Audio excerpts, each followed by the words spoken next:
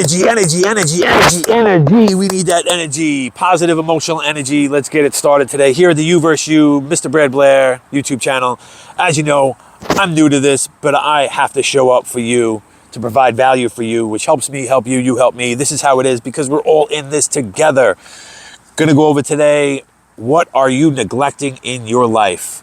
Take an hour or two, write down a list of everything you're neglecting in certain areas in your life, tackle them, give yourself 14 days and watch your life change. We're gonna go over right now 20 different areas in personal development that most people on a daily basis neglect in their life. Write these down, take notes, and tackle this. Go after this every single day. Pick one every day. That'll be 20 days, so you could probably do 2 in a day if you wanted to. So daily gratitude practice, forgetting to acknowledge the positives in life. One of the first things you should do, or the last thing you should do before going to bed, or right when you wake up, is have a gratitude list. 3 to 5 things. It does not have to be long. Even if some days you come up and you're like, one thing or 2 things, writing down, physically writing down on a paper areas that you are proud of and grateful for and thankful for and love and enjoy and embrace in your life on a daily basis. My gratitude list I do at night. I used to do it in the morning. I notice now throughout my day, I'm stacking actually this gratitude, this gratefulness, and then writing it down at the end of the night actually helps me put my head to rest a little bit easier. And I'm thankful and grateful for certain things in my life. Having a pillow, having clothes, having a hat, being able to be right now at a park and, do this video for you, and have the courage and the bravery to say, let me get on YouTube and try this, regardless whether it works or not. I don't know, but you know what? It's working. Why? Because I just feel it within, and I'm grateful to do it. Next, mindful eating. Don't eat the garbage, extract all the overindulging crap that we eat, neglecting the focus on what and how we eat. Journaling almost can go with gratitude. You can do with them at the same time. Do them in the morning or the night. Me, I do them at night now. I'll journal, have my 3 gratitudes, my 3 goals. I'll also, maybe 2 or 3 sentences on my day. And then what can I improve it? That's part of my journal too. It's an area of what can I improve it? Almost doing this, neglecting in areas, but I'm doing it every day. Consistent sleep routine. I go to bed about 9 o'clock. That's kind of like my thing now. I used to go to bed at like 3, 4 a.m. because I used to hang out, party, club, do all this, or be home playing video games. Look, I get it. You're going to have a moment to, decompress or escape, but make it valuable. Put some purpose in it. My 9 o'clock when I'm in bed, I do my reading. So I'm still up for another half hour, 45 minutes minimum, still educating my mind, flushing and absorbing my inner soul with positive emotional energy, with some information and knowledge that is geared towards personal development. So you got journaling, consistent sleep routine, time management, failing to prioritize and plan effectively. Time management is huge. I have definitely improved in this as well. Throughout your day, you should have a calendar. If not 2 or 3 calendars, because you may have different areas. One's for business, one's for family, one's for children. Whatever it is, run your day like a business. Prioritize and systemize it. Emotional regulation, ignoring how to properly manage your emotions. This is what everybody's having a problem with right now, I feel. The emotional intelligence on everybody can always improve, every single one of us, because as we get triggered and as things are said or our environment, we have the ability to control that. We can do 3 options. One is we can change, we can accept, or we can remove ourselves or remove that thing from the environment. There's only 3 choices that we have. Self-love, neglecting self-care and inner dialogue. Listen to how you speak to yourself. Your voice that you say to yourself every day, or the voice that you're putting out and projecting to the world, is what you will receive. I can't emphasize this enough, because all day on social media, I will see guys talk shit about girls, girls talk shit about guys, married men going on females' pictures, liking, hearting, What the fuck is wrong with people? Like, you're dedicated and you have made a vow to your significant other. You should not even be looking at other people. You should be, focused on your one area in your life when it comes to such as that, your relationship.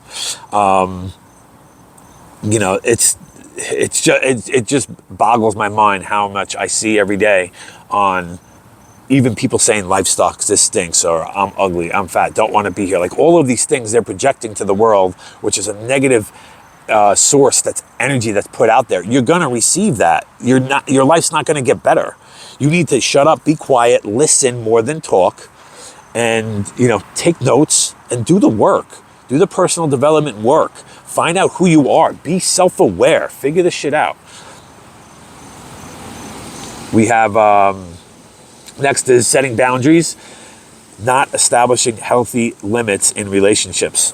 Huge. You should write down your core values. You should write down your daily principles, your beliefs, and then systemize that into your daily routine for you individually, and make it aware on your other partner on what you believe, your core values. And hopefully many of them are in sync and in line to agree with one another. There may be different ones, and that's fine. Those boundaries got to be come in place where you say, okay, I'm going to go consistently do this. Me, myself, I will not miss a day at the gym. I will not miss a day of exercise working out. I will not miss a day of reading. I try my best to journal every day. There are days I miss, neglecting in that area. Look, these are certain things we have to put in place every single day to thrive, to level up, to hold ourselves accountable, to build that self-esteem, that dignity, that integrity, that self-care, that self-respect. Very simple blueprint. Doesn't mean it won't be difficult. Breathing techniques, breath work. Look it up. Google it. Financial education, failing to invest in understanding personal finances. Physical health beyond the gym. So ignoring mobility, flexibility, and rest. So regardless of exercise, where you have stress, you have resistance, muscle stress, sweat, pressure, that has to be done on a daily basis to then help pivot the mindset. But there are other areas such as just stretching, resting for a minute. Yes, you do need some rest. Digital detox. Everybody needs this because we're all addicted. Every one of us are addicted. Every one of you are addicted to probably your phone, some people, place, or thing. This is kind of unfortunate, but fortunate, because if you are obsessed in a certain area, that area that you are working on, if you give 10,000 hours to that area, you're going to master it. So that's a good, just make sure it's a positive area, positive productivity that provides value for you and others. But we do have to take away sometimes that screen from us. The tablets, the laptops, the phones, decompress, detox from it. Building a growth mindset. Being stuck in a fixed mindset and avoiding challenges. Don't get comfortable. Get comfortable to be uncomfortable. Put yourself in uncomfortable positions. That's how you grow. The only way an individual actually will grow, prosper, thrive, and get better is going in uncomfortable positions and areas, people, places, and things that you need to overcome, conquer, and manage. That's simple. Reading personal development books. I don't like reading. I just started this a few months ago and I'm enjoying it very much. You can get Kindle on your app, your phone. You can, obviously get books. Whatever you got to do, read some Stoic mindset, read some personal development books. There is plenty of, moguls out there, individuals that are just thriving so way beyond everything I've indulged myself in to learn this craft and, give some educated value as well. Show you what I'm doing that helps heal me and helps me progress and get better every day. Reading personal development books, quality relationships, focus on quality over depth in connection. So that is really important too, because we could have relationships, but the relationship could be bad, could be toxic. If you realize that a relationship, a person, place, or thing that you are somewhat attached to or like to be around, and it is controlling your emotions, you get triggered off of it, you need to be very aware. You need to be very aware of who you are, because that person, place, or thing, the relationship with whatever you have, it could be a car, it could be a house, it could be some piece of clothing, it could be a person, place, or thing, whatever it is. If you're attached to it and you have that relationship with that, and it alters your authenticity, your feeling, You need to be aware of that trigger. You need to understand why that's happening. You need to almost take yourself, look from the outside in, a third lens, and say, what, they call it watch, the watch thinker. You have to watch how you think. And make sure you're building a quality relationship with that person, place, or thing. With the boundaries and the mindset, all this stuff plays hand in hand. Inner peace, neglecting meditation and mindfulness practice. Meditation can be hard for some, but I will tell you, it is so golden. The one thing that meditation really should do, and you want to try to do this throughout your day. I almost say you want to have like a meditated state probably a few times a day. Obviously, definitely once a day, 100%. But what I mean by that is bring yourself to the present moment. It is not that difficult.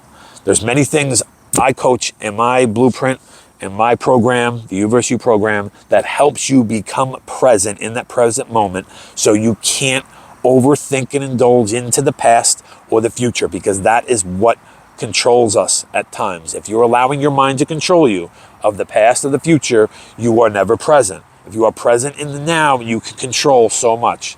You can control those triggers, control that relationship, control the dynamic between the attachment or detachment from that person, place, or thing.